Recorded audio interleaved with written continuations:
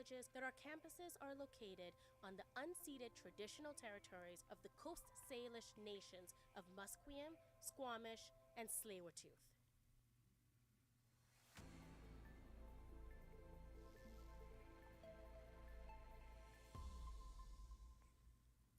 Welcome back to BCIT's The Crow. I'm Bahar Garian.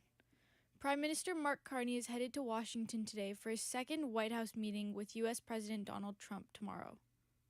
Tariffs and North American security will be high on the agenda when the two leaders meet at the White House. The bulk of Canadian goods continue to enter the United States tariff-free thanks to an exemption under the Canada-US-Mexico Agreement, which is up for review next year. But Canadian officials say lately they're focusing on finding relief to steep sectoral tariffs on Canadian steel, aluminum, copper, and autos, as well as duties on softwood lumber. Naira Ahmed, The Canadian Press. The provincial legislature resumes sitting today with 4 official parties, 2 independents with expectation of searing political debate. The One BC party will join New Democrats, Conservatives, and Greens as the latest official party.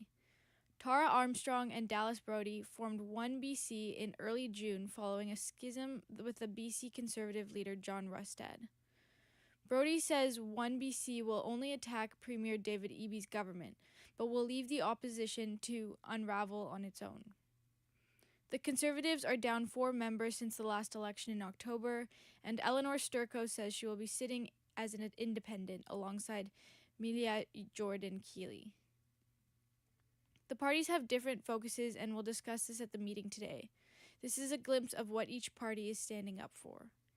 House Leader Mike Farnworth says the government plans to table and pass 18 pieces of legislation focused on growing the economy and protecting health care between now and November 27th, when the session wraps up.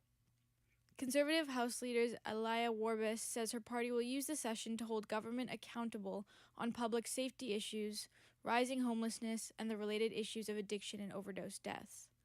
Warbis also questioned whether government is going to be able to rein in its rising deficit, currently forecasted to be $11.6 billion. Geddy Lee and Alex Lifeson are returning to the stage as Rush next summer.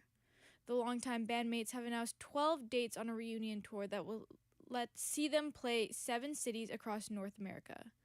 The tour, dubbed 50-something, kicks off on June 7th in Inglewood, California, and wraps in Cleveland on September 17th. Along the way, 2 Canadian dates have been booked at Toronto's Scotiabank Arena on August 7th and 9th. The Rush is hitting the road for the first time since the momentous R40 tour in 2015 and since drummer Neil Peart died in 2020. Lee and Lifeson say that they intend to honor their friend with a different tribute every show.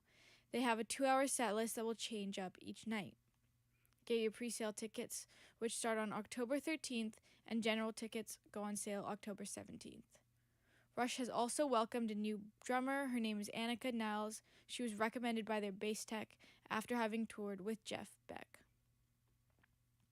Sean Combs, also known as Diddy, has been sentenced to 4 years in prison for transporting people across lines for sexual encounters. The decision caps was made on Friday for the federal case, which had involved harrowing testimony against the hip-hop star. Combs has already served a year in jail and could be released in 3 years. He was also fined $500,000 as he was charged with sex trafficking and racketeering. Sean Combs himself calls his actions disgusting and shameful. A snowstorm trapped hundreds of hikers on Mount Everest during China's national holiday. AP correspondent Charles de Delesma reports. Chinese state media reported late Sunday that about 350 hikers had reached a meeting point, while helpers are in contact with another 200 hikers who were trapped at camps at an elevation of over 16,000 feet. Villagers with their oxen and horses have ascended the mountain as part of rescue efforts amidst the heavy snow. They're aiming to clear paths and bring down the trapped people. A hiker who managed to descend told Jimun News that the snowfall had crushed some tents. The snowstorm struck during a national holiday in China when many people go travelling. There's been no immediate update on rescue efforts so far on Monday. I'm Charles de Ledesma. The weather today at Burnaby is pretty much sunny, so go outside and enjoy it while you can. Thanks for listening to BCIT's The Crow with Bahar Garian. Stay tuned for more on BCIT's 1680.